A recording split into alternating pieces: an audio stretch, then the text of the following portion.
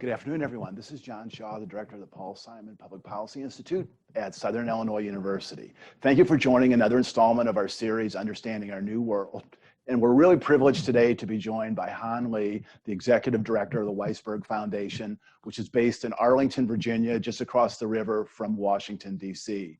Han is one of the real dynamic and exciting leaders in philanthropy. I've seen her on a few webinars and we've had some correspondence, and has some really strong, passionately felt views about the role of philanthropy during this moment, the challenges the country is facing, and just some of the things we need to do to get into a better place. So Han, thank you so much for joining us. It's my pleasure, John. Thanks for having me. Great. Well, Han, as reading about your background, I know you were born in Vietnam, you grew up in Northern Virginia, and you've lived since, I think, 2003 in DC. And you said these three places are all in some way home. When you refer to home, you're not exactly sure which of the three you're referring to, but you said that all of them are really kind of part of you. So take us through each of these three places and how it's been central to your life. Yeah, happy to. So I was born right outside of Saigon, Vietnam in 1974. And then in 1975, you know, the Saigon collapsed and we essentially lost our country. And my father was in the military, and so he knew he needed to get the family out. Otherwise, he'd be sent to a concentration camp or a re-education camp, they were calling it. And so there's a really amazingly heroic story of how my father, who was a pilot in the South Vietnamese Air Force, flew us out of the country, us and many others who were trying to leave the country the night that Saigon fell, flew us out of the country.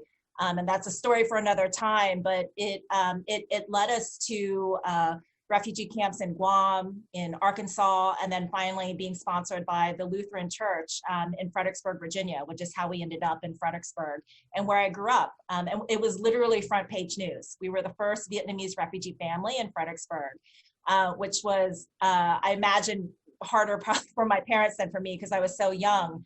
But that certainly impacted how I grew up, right? Being one of very, well, the first Vietnamese, but then one of very few Asians in school, all through high school. But I hold a very special place in my heart for Fredericksburg. My parents still live there. I still go back there frequently, and it's home, right? But then we also have Washington, D.C., which is where I've lived since 2003. That's amazing. I did the Peace Corps in Grenada, so that's a third place that has had an imprint on me. Did the Peace Corps in Grenada and then moved back to Washington, D.C. and have been here for 17 years. And I think what's important about that is that for most of those 17 years, I worked in organizations that were national organizations, national nonprofit organizations. So was often going to other cities across the country, other states, and doing work there. And it wasn't until I started working at the Weissberg Foundation that has a strong regional focus in the DC metropolitan area where I finally feel like the work that I'm doing is directly impacting my community. And sometimes that line is very blurred between what is work and what is personal. And I actually love it, right? I love this feeling of finally like investing in and understanding and getting to know my own community, which happens to be the nation's capital, the National Capital Region. So there's a lot that brings as well. But I think people often think of Washington, D.C., maybe especially right now, as this place, federal seat of our federal government. But there are people who've lived here for a really long time and have created a rich, beautiful community that I just feel really fortunate to be a part of. Well, and I read in high school that you had perfect attendance except for one day. Tell us about that one day.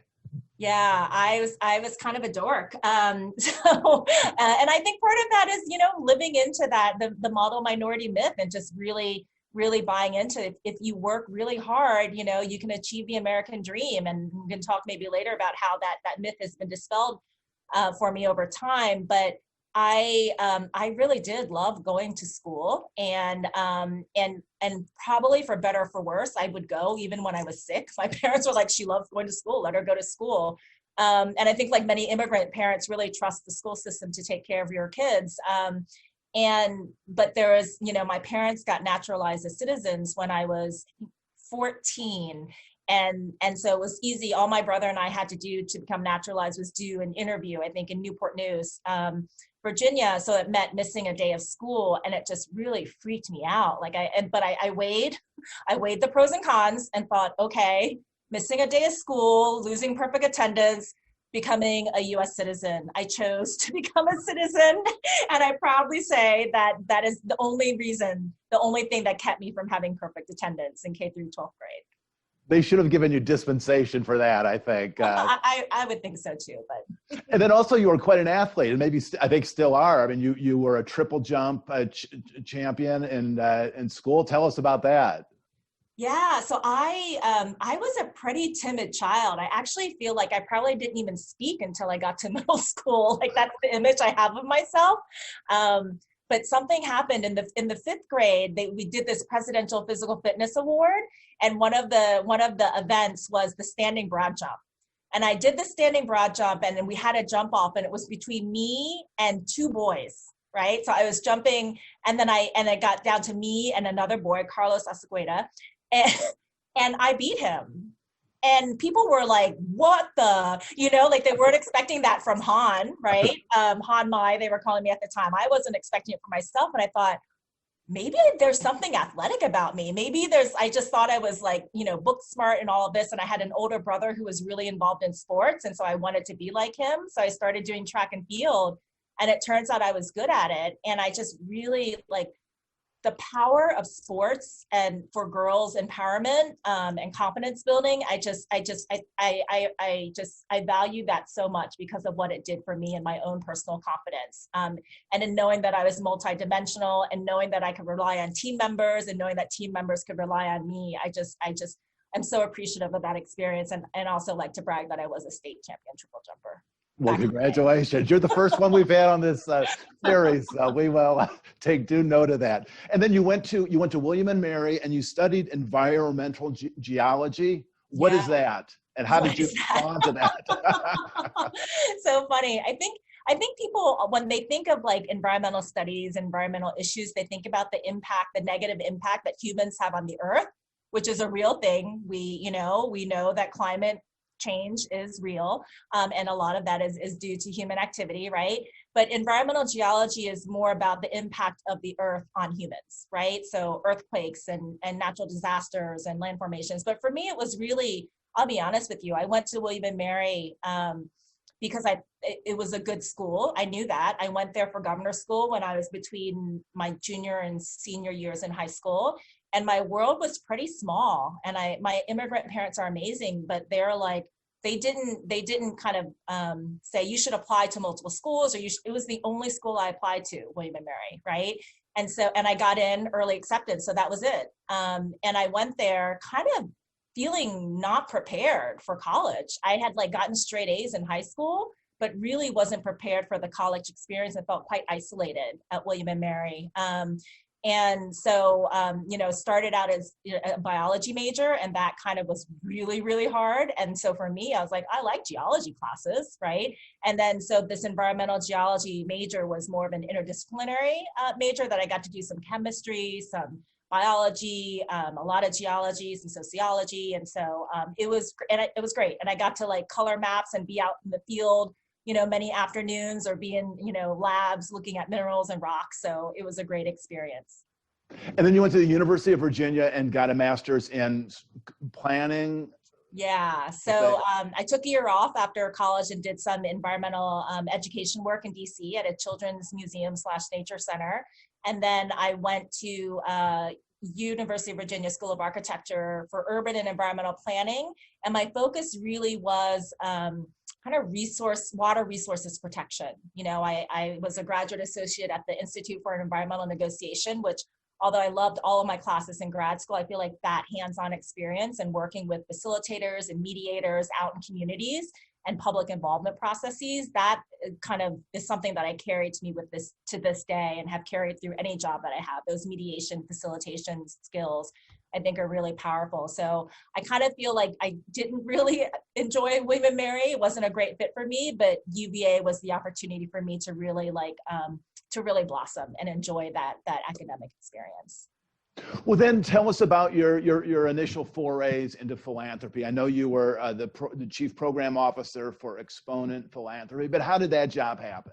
How did you move into the piece? Oh, there are a few steps along the way. And it's so funny because when I was at Exponent Philanthropy and I started there in 2008, I remember my colleagues, all of us were like, did any of us think that we'd be working in philanthropy? Like none of us grew up thinking, and not even just philanthropy, but philanthropy support, right? If you're not kind of in philanthropy, I didn't realize that there's an entire infrastructure that exists to support philanthropy. So Exponent Philanthropy is an association of small foundations. We existed to support small foundations. And so it's like none of us were like, I want to grow up and work in philanthropy support.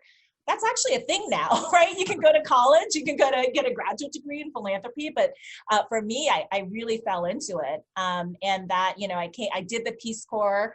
I actually did work as an environmental planner for the state of Virginia for a year after graduate school and got really, really sad when I didn't feel like no one cared about, like there was no teeth in the Chesapeake Bay Preservation Act, which is what I was trying to help communities to enforce. And I got really demoralized by it. And so like always wanted to do the Peace Corps. So did the Peace Corps in Grenada for 2 years, which was an amazing experience, being in community and working with the Council of Disabled and other disability organizations and doing a lot of youth development work. And really understanding that I liked being in community. I liked that community development side of things. So when I came back from the Peace Corps, I knew that I wanted to live in Washington, D.C., found a job for an organization called Kaboom that builds community through building playgrounds. And Kaboom was at a fairly startup stage at that time.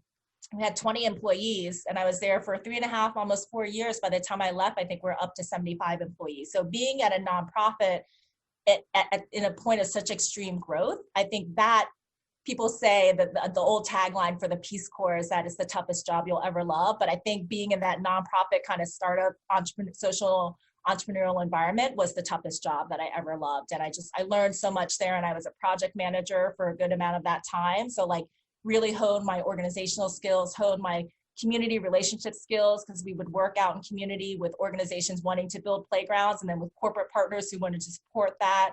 So like serving in that role and then eventually training community members to do that process themselves. So that really honed my training skills, which I realized in the Peace Corps I really love doing. I love adult education. I love teaching, coaching, etc.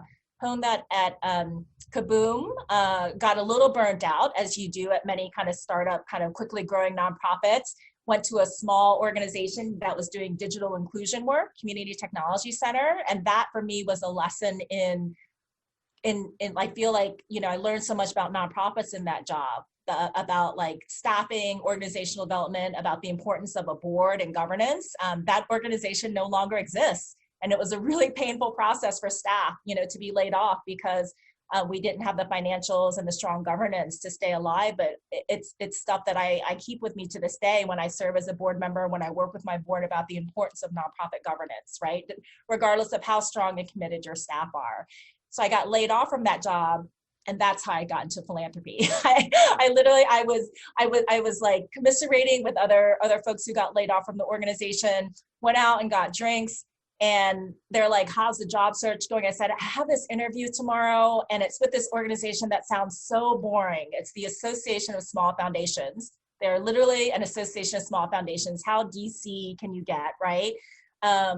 But I'll go because it's a job kind of training donors on how to be better donors. So like the job description is interesting. And then one of my friends' girlfriend said, that's a really good organization. Maybe you should take it seriously.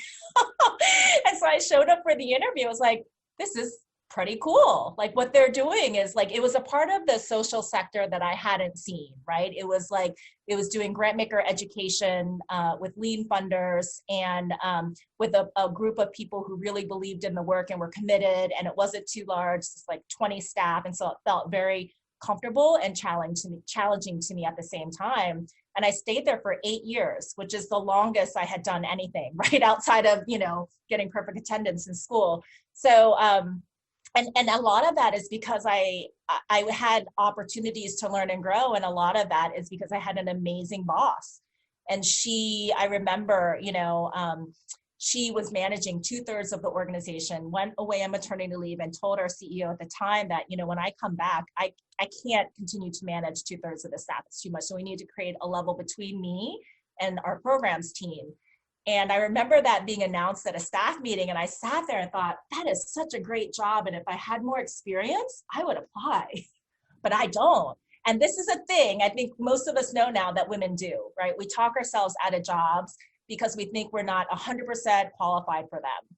And so I had a one-on-one check-in meeting, regular check-in with my boss. And she said, so you know about this position we've created? I said, yeah, it sounds great. And she said, well, we hope you are applying. And I said, I actually don't think I'm qualified. And she did that. She said, Han, like, I don't think you are either.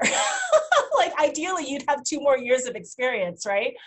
With us or in this field, et cetera. But she said, opportunities like this don't come up often. And when they do, you need to open the door. And I just think having a boss and a mentor like that is everything. And I was very fortunate to have that, right? And so I took the job and I stayed for several more years, I think, until I started feeling a little bit too far removed from the work that I wanted to do as a nonprofit social sector employee, right? So I think when you work in philanthropy support, you're supporting funders, right, who are supporting organizations, who are supporting community. And then especially as you move up in a philanthropy support organization, you're actually spending a lot more time, sure, on strategy and stuff, but also just on personnel and like administrative work, right? So even further removed from the work that I wanted to do. So I was feeling there was something missing. And then I think that was around the same time that I was really starting to explore my own identity and understand the role of race in who I was and like things that were happening around me. And I felt that I wanted to be more connected to work that was more focused explicitly on social justice, and also that was more focused on the community that at that point I'd lived in for almost 13 years, but hadn't actually been working in directly. And so that's how I came to the Weissberg Foundation. Despite telling the recruiter who shared the job with me, I said, I don't want to work for a family foundation. We have 3,000 family foundation members at Exponent. I've seen it all. I don't think that's where I want to be making change, right? And family foundations can be challenging too, right? There are a lot of dynamics as a non-family staff person that you have to negotiate or manage. So I said, I think I want to work more for a nonprofit. But I love this recruiter who is now a friend of mine. She's like, I think you need to look at this job because it seems perfect for you. And it actually was, right? It's all the things that I was looking for in terms of being rooted more in my own community, having a strong focus on social justice. And also what I didn't realize, I was able to take all of the learning that I had gained in 8 years at Exponent Philanthropy and many of the relationships and bring that to my work at the foundation. And it's been an amazing experience. Well, as I read about Marvin Weissberg, he seems like an amazing man, I guess a real estate developer in Northern Virginia who has a really deep commitment to social justice. Tell us about Marvin and the foundation he created. Marvin is such a special person. He's 94 years old, and he, I'm sitting in Arlington, specifically in Roslyn, and he was one of the first real estate developers that really thought, this is a gateway to Washington, D.C. And so kind of through a lot of resourcefulness and just putting his foot to the pavement and working really hard, amassed, did quite well doing real estate development, starting in Roslyn and then more and more throughout Northern Virginia. And I think Marvin grew up as the child of immigrants, in not wealthy conditions, right? And as he generated his own wealth, I think he was still feeling there was something missing in his life, right? And so I think he took a trip around the world that was really transformative for him, and he saw all kinds of people, and he's always been just a really curious person and someone who really loves people, and wanted to start the foundation to help those that he felt needed the most help, right? And also to advance like his strong belief in democracy and the power of people. And so Marvin started the foundation a little over 30 years ago now, with his 2 daughters and 3 of his friends. So we actually started out as not a full family board, right? We started out as a family and non-family board. Most of those non-family board members were Marvin's friends. And I think for a couple of decades, it was operated as a kitchen table foundation, which, you know, they're often called, just more informal, a lot of giving kind of under this broad umbrella of social justice, but really driven by individual trustees' interests and passions. And so although, you know, our giving was everywhere from like aging and the arts to like higher education and prison to women's economic development in South America, all really important things, but because we're a relatively small foundation, it was kind of disparate, kind of spread out and unfocused. And so I think as Marvin's daughters, Nina and Wesley, got more engaged with the foundation, which is another key reason he started the foundation. He wanted to create this legacy of giving and philanthropy with his family for generations to come. As his daughters got more engaged in the foundation, they started asking questions that second generation family foundation trustees often ask. It's like, you know, what's the difference we're trying to make? How do we actually know if we made that difference? And should we be focusing more, right? And more intentional in our giving. And so that started them on a journey of kind of narrowing their giving areas and then working with a consultant that positioned them to bring me on as an executive director, the foundation's second executive director, to really lead them through a process of strategic visioning and re-envisioning and then focusing our giving. And it was really fortuitous timing because this was 2015, 2016. Around that time, our Regional Association of Grant Makers, the Washington Regional Association of Grant Makers, had started a new learning series for funders called Putting Racism on the Table. You know, the CEO, president CEO of the RAG, Tamara Copeland, who is now on the Weissberg Foundation board, she's just like, enough of killing of Black people. Philanthropy needs to do something. We can't just sit and like, you know, sit by and do nothing. And so a bunch of members of the RAG got together and said, what should we do? Should we do a pooled fund? Should we do this? Should we do that? And I think in those conversations, there was this realization that people were using different language. They weren't maybe even using terms correctly. And so the first thing that the RAG wanted to do is educate funders on race and racism, structural racism, bias, what all those things mean, so that we could act in informed ways, right? And so one of my trustees, Nina Weissberg, started engaging in that series. I came onto the foundation in May of 2016 and started going to those programs with her. And it was just great timing with us as we were developing our new strategic framework to kind of be really examining issues of race and racism. And it really led us to looking at all of the grants that we had made in our almost 30-year history and trying to pull out what was the thread that tied them together. And that thread was that we were supporting organizations that were addressing deep inequities in society, most of which were rooted in racial inequity, right? So then it became super clear to us that what we needed to do as a foundation is to center ourselves in advancing racial equity. And from there, things just flowed. You know, it helped us to focus on where, you know, what program areas we really wanted to focus on. At that point, as I mentioned, the foundation's giving had gotten kind of far afield as far as South America, and the foundation, the board wanted to recommit to being a regional funder in the DC area.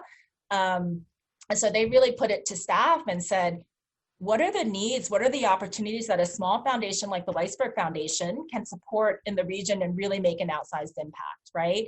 And so we had conversations with other funders, with nonprofit organizations, grantees in the area, and it became clear to us that what was a serious funding gap, especially for a foundation that is working to advance racial equity, is that smaller Black and Indigenous people of color-led organizations that are doing advocacy, organizing, civic engagement for systemic change for racial equity and racial justice are underfunded. They're underfunded because of racism and unconscious bias, right? They're underfunded because their work is perceived as risky, or too political for some funders, and people just don't necessarily understand it, right? Especially at that time, it's different from a direct service organization where you can say we're serving this many meals or tutoring this many kids after school. Power building work and advocacy and organizing work, the outcomes look a little different, right? but that's what we heard the need and the opportunity is. And so we first, for the first time, started intentionally funding smaller people of color-led organizations that are doing this power building work for racial justice. And it's really been an amazingly transformative experience for the foundation. And we are seeing more, and there are, I need to say, there are foundations certainly across the country, but here in the region that were doing this work long before the Weissberg Foundation did. And so we had amazing peers that we could learn from and learn with. And then we're starting to see more and more foundations with an interest in supporting these organizations that maybe 5 years ago, right, were considered, whatever coded words you want to use, too risky or too political or unprofessional. And certainly this summer, as there's been more of this racial reckoning in the country and certainly in the region, there's more interest in supporting these organizations. And what we're hoping is that that interest is sustained and it's authentic and genuine, right? We hope that it's not just something of the moment that funders are supporting, but they understand the need for long-term sustained investment that's based on trust in these organizations and the communities that are driving them. Well, Hanh, in a recent interview, you said this. You said this crisis will have deep and long-lasting impacts on our country, and what we do now will demonstrate what we value. If this crisis doesn't demonstrate the need to fundamentally change how we've been doing just about everything, I don't know what will. Do you think is this crisis having that jolting effect, do you think? It is. On one hand, I'll be honest with you. So when we rolled out our new strategic framework, in 2017, we were thinking about kind of what we wanted, what is our vision as a foundation? And our vision is that we live in a world where, race doesn't determine someone's life outcomes, right? And then we took a beat, pause, and one of our trustees said, actually, there's a step even before that we need to envision. We need to envision a world where people acknowledge that structural racism, structural inequities exist, because we're not even close to that yet, right? So that was in 2017. So when COVID hit and we very clearly saw the disparate impacts of the pandemic on communities of color, right? And then with the murder of George Floyd, Breonna Taylor, so many other very public, visible killing of Black people and continued oppression of Black people that was in the media, we thought, and we saw people issuing all these statements, and I think many of us have our opinions about those statements that there's not a lot of depth to them, but we thought, whoa, when we put out this vision statement in 2017 that we envision a world that recognizes that structural inequities exist, it's kind of happening. People are they're recognizing it. And I would say that is still true, right? But every day something else happens that I'm like, whoa, we're backstepping. The federal government saying that agencies can no longer do diversity trainings that talk about critical race theory, unconscious bias, white fragility, white supremacy. That's where we are, and so it's a few steps forward, many steps back. So the fight is, we're in the fight. There are a lot of organizations, a lot of people, a lot of communities that have been in the fight for a very long time, who are rightfully exhausted and frustrated, but are still fighting, right? And so we believe that everyone needs to be a part of this fight, and there's so much more work that needs to be done. And exactly, if not now, then when? When it's so clearly blatant. But I think what is clear that it isn't blatant, it isn't clear to everyone, right? And so how do we meet people? How do we build empathy? How do we build understanding? How do we acknowledge the true, or tell the true history of our country, not as a way to shame and blame, but to to heal and to move forward and to think of reparations and ways that are truly going to dismantle white supremacy in this country, that are going to lead to Black liberation, which is ultimate liberation for all of us, right?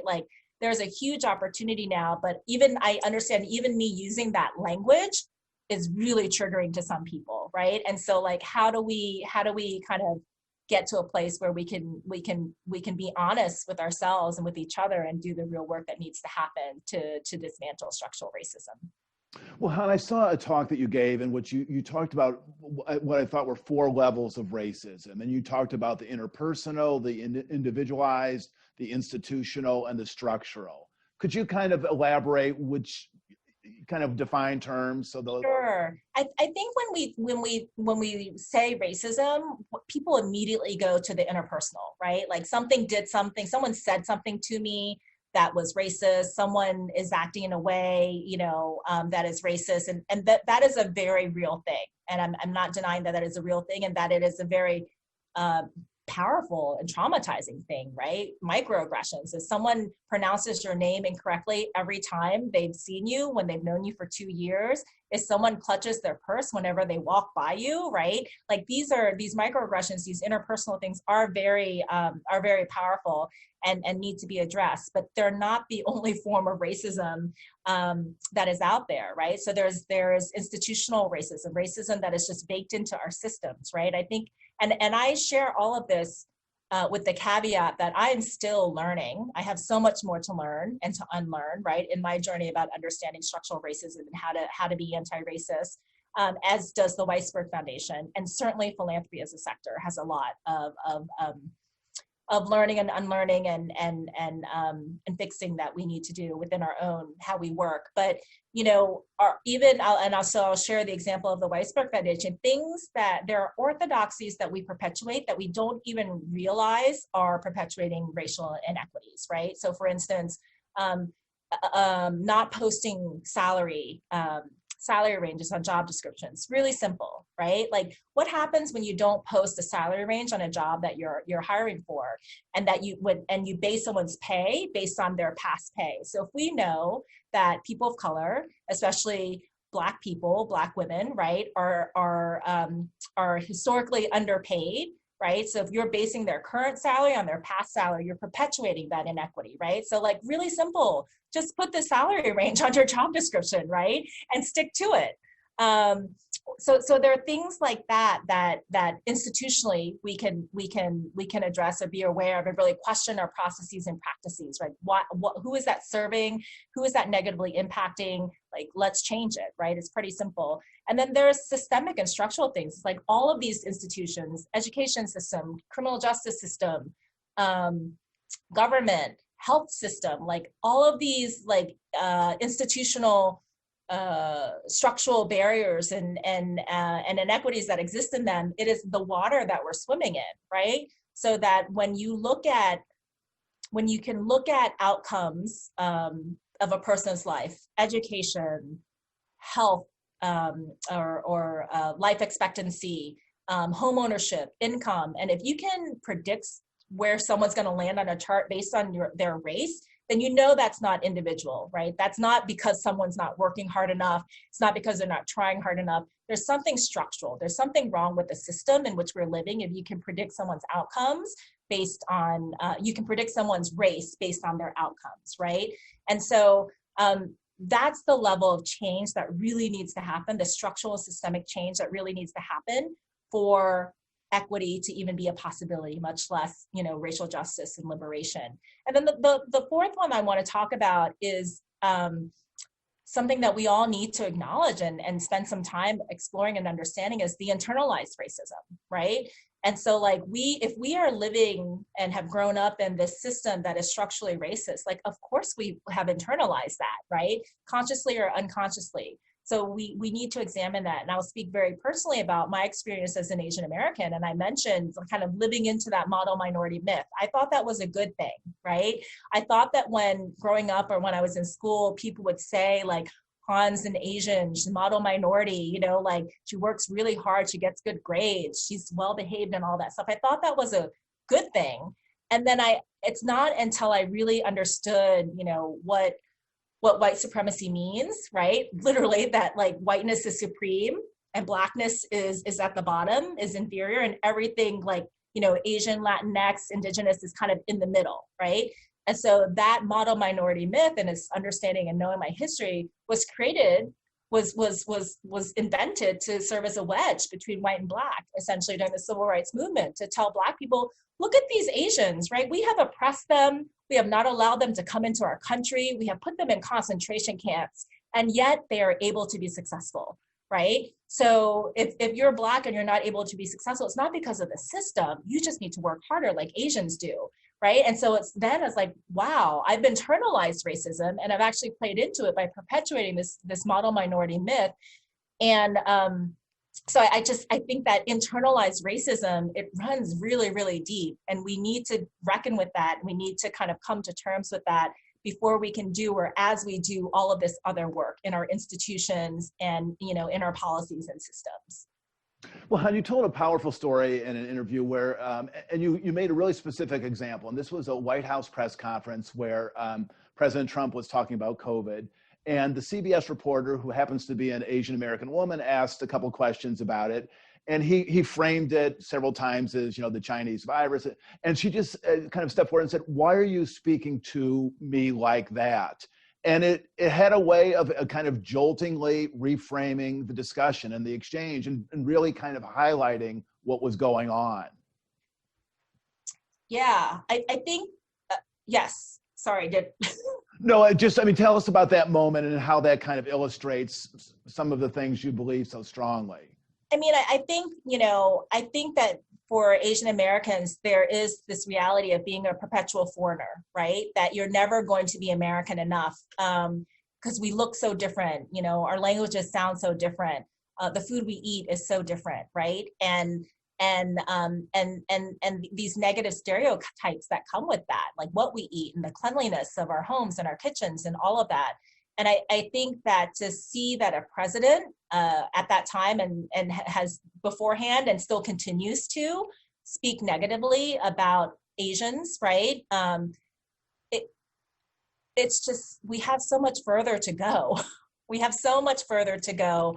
And it can feel very isolating sometimes to be in this position of being an Asian American, that I acknowledge that the oppression of Black people is something that I have never experienced and have never come close to experiencing, right?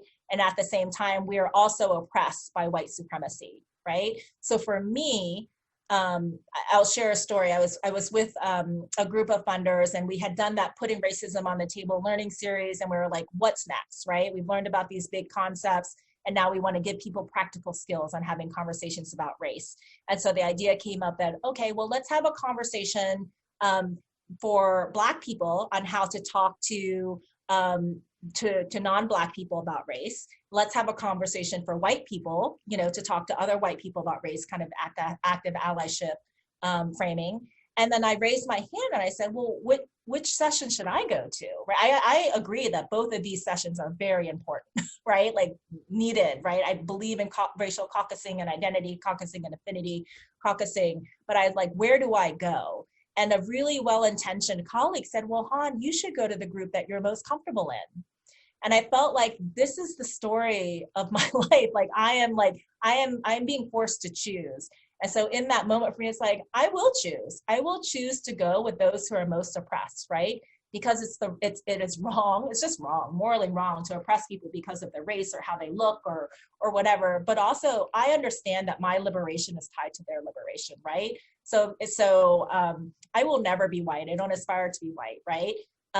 But if I want everyone to be doing better, I think this is the approach all of us need to take, is that we need to look at who is being most oppressed and we need to root that out, right? Because those communities deserve that, and because we all deserve that. We all deserve to live in a society where no one is judged on their race or their identity, et cetera.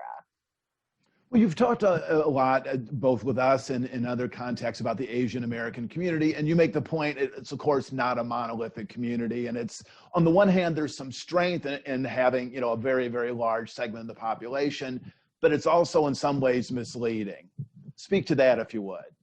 Sure, and I think actually, like, the Vietnamese American community is the most split in terms of kind of political affiliations and allegiances. It isn't, well, politically, it's certainly not a monolith, right? And then also just based on outcomes, I think one of the things that I'm on the board of Asian American Youth Development Organization, and I think one of the challenges that we face is that supporters or prospective supporters always, if you look at those charts that I mentioned, right, the life outcomes based on race, Asian Americans in aggregate do pretty well, right? It's like white, Asian, some Latinx, Black, or vice versa, or sometimes even like when you look at home ownership rates, Asian Americans do better than white Americans.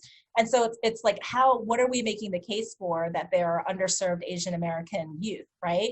Well, when you disaggregate that data, and you unpack it and you look at where they were born, the languages they speak, what part of Asia they originate from, you start seeing the disparities, right? Based on that disaggregated data. And I think it just speaks to not just for Asian communities, but we need to be thinking about issues of equity and identity intersectionally, right?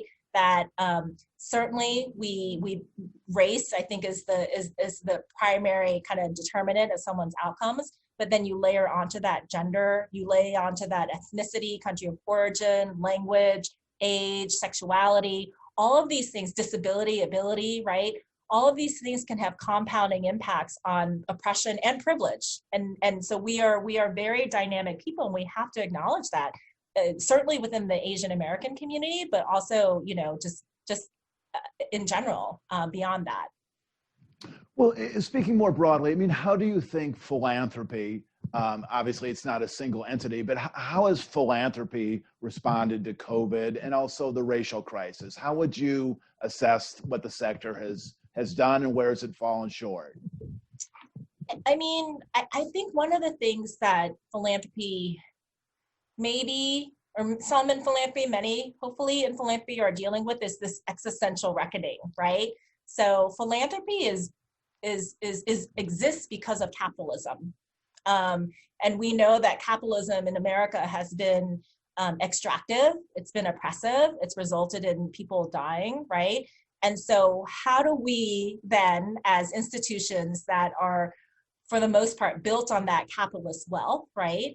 Who are only required by law to be paying out 5% of that endowment, right? For those not familiar with how private foundations work, you have an endowment, and the idea is that most foundations are set up to exist in perpetuity. And to do that, you have to give out something every year, but in order to exist in perpetuity, the IRS says 5%. You have to give out 5% of your endowment every year, which some foundation endowments are huge, right? But 5% of that is not so huge. So I think that's one of the conversations that has come up a lot for philanthropy is like payout rate. How much, like, what is this 5% that we've all been using as this kind of like magic metric? Like, can we just get rid of that and think about existing to serve our mission as opposed to existing to serve our, to exist in perpetuity? And that's a complicated conversation, right? And there are two sides, there are many sides to it. Like, yes, you can spend out now or in 5 years and make a huge impact with your giving, or you can exist for 40 years or 100 years, right? And have a sustained impact in your giving and be able to engage more folks in the philanthropy. So that's one conversation that is really big in the philanthropic world, and certainly something that we've been talking about the Weissberg Foundation. I think also this connection to capitalism, like, where did the foundations, where is philanthropy, where did the wealth come from? Where is it still coming from? And how can we change that, right? So that 95% of our endowments that we're not paying out each year is sitting in for the most part, traditional investments, right? Equities, stocks, bonds, et cetera. So how can we use that to advance our mission? So the Weissberg Foundation last year adopted an investment policy statement that gets our entire endowment mission aligned within 5 years, right? Something where it's ambitious, and it's something we're working really hard to try to do, but it's not easy. It hasn't been quick. But even getting the foundation to a place where we're like, okay, this is important to us, and we're going to codify it, and we're going to work towards it. That was many years in the making, right? And so that's another thing that foundations are thinking of, like, how can we really use all of our assets and not just the 5% to be making an impact. And then, I know locally, in the sector in general, but also locally here, we have started a funders collective of foundations that are committed to Black liberation as the pathway to justice for all, called Resourcing Radical Justice. And one of the first things that we're doing is examining how racism shows up within our own institutions and within the sector, right? So we did this survey of people of color who've worked in philanthropy in the DC region to share their stories about those levels of racism that I mentioned: interpersonal racism, institutional racism, structural racism. And then we thought, I don't know, we thought we'd kind of pull those themes together and share them out with the world, but we collected those stories, and they're really, there's a lot of trauma that philanthropy has inflicted on our own people, right?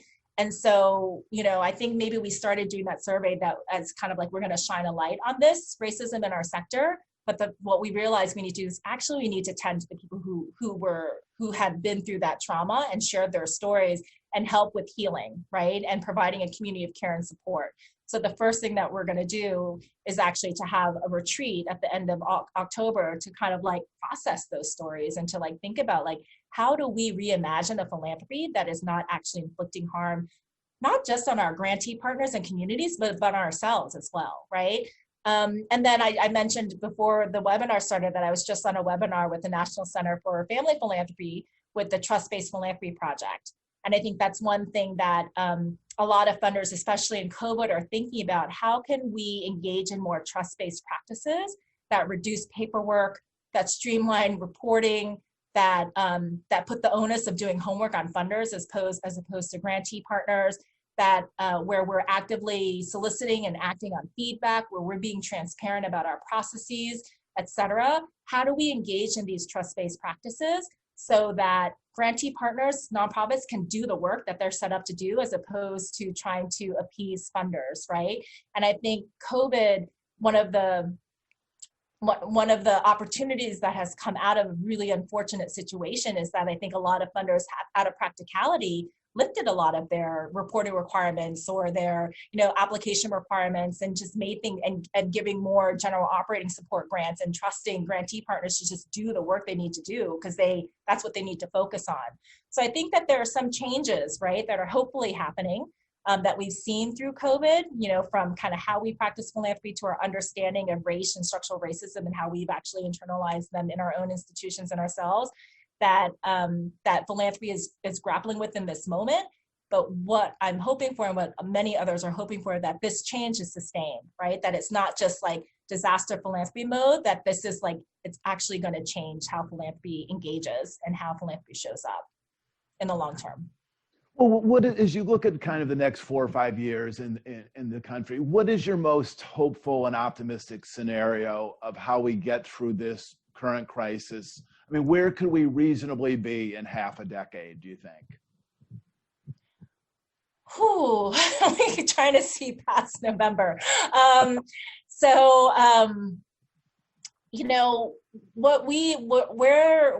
the Weissberg Foundation has really shifted is really kind of investing in building power in communities, right? So that those, we've heard the saying, those closest to the issues are, they best know what the solutions are and are best positioned to either implement them or inform them. And so, I mean, for me, I would hope, and there's a lot of resources that have gone on into this year, particularly around getting the vote out, getting people counted for the census. And it's all very important stuff that needs to be happening year round every year, right? But what we also understand is that we need to be building this long-term power in communities, particularly Black, Indigenous, and people of color communities, to be working side by side with elected officials, to be holding them accountable to what they say they're going to do, right, once they're in office. That there are more and more people in positions of political power who are actually representative of communities that they serve, as well as in philanthropy and in nonprofit leadership, et cetera. So I think I just more power to the people, and that power and leadership is going to look very differently than it currently looks, and not just on a superficial level, but it's going to therefore result in real, meaningful, transformational change.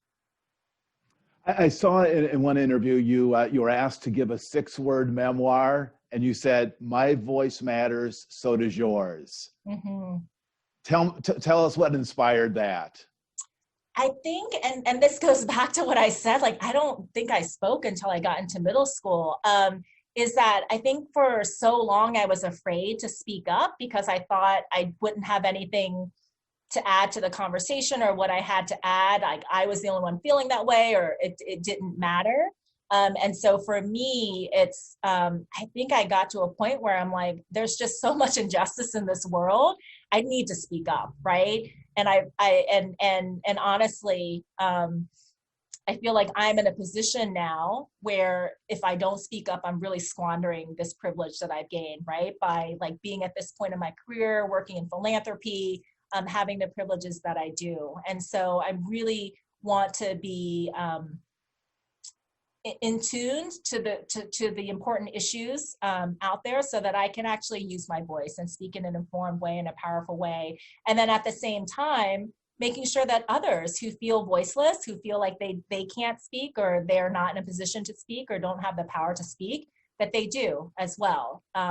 Because I think sometimes, you know, the loudest voice in the room is not always the right voice that needs to be heard, or that actually should be heard, right? And I think we're certainly seeing that now with 24-hour news cycle and how politics is working, and just who's speaking and who's speaking for whom, right?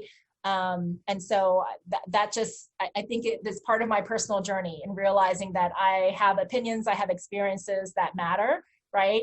And as do so many other people. And so how can I continue to use my voice and my platform to advance justice? And how can I make sure that those, that others are equally empowered to do the same?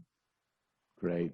Well, Han, let's end on a much lighter note. In an interview I saw, you were asked to describe your favorite TV show of all time, and you said Golden Girls. And I told my wife, and she said, "Which Golden Girl?" So tell us about the show and your favorite Golden Girl. It's so funny because you know, a child of the 80s, I watched so much television. I was a child of the 80s. I was a latchkey kid. You know, I watched so much television that at one point my parents were like, "We feel like we should be concerned with how much television you're watching, but you do so well in school and you're so well behaved. It's obviously working." So they just let me do it. But I watched so much television, watched the Golden Girls growing up. And then now that, you know, as I've gotten older, I watch it again. I didn't realize like how just nuanced that show is, right? And how amazingly progressive those four women were, right? Rose, Dorothy, Blanche, and Sophia, right? Incredibly progressive, incredibly like all strong women in their own right, with faults of their own and idiosyncrasies of their own. And it's like, people ask me all the time, like, which Golden Girl would you be, or which character on Sex and the City? And I'm like, I know what people would probably say of me, but I don't want, they would probably say I'm Dorothy. But I feel like I'm a little bit more fun than Dorothy, but to be honest, I probably would be the Dorothy. But I just, you know, it's, for me, it's brain candy. And I feel like that's something that I let myself indulge in, you know, a lot of mindless television watching, binging, in addition to like all this, like, you know, racial justice, social justice work that needs to happen. I think we all need to give ourselves a little bit of grace and indulge in things like the Golden Girls and maybe ice cream every night after dinner, so that we can fortify ourselves for the work that needs to happen. Great. Well, Han, thank you so much. This has been delightful to visit with you, and we'd love to get you to come to Southern Illinois and see another part of the country when travel allows. That sounds great. I appreciate so much this opportunity, John, to speak with you and your community. Great. Thank you so much. And thanks to all you for watching another edition of our series, Understanding Our New World. A video of this interview will be on YouTube tomorrow. Please watch it and send it to your friends. And thank you for supporting the Institute and allowing the legacy of Paul Simon to continue. Thanks so much.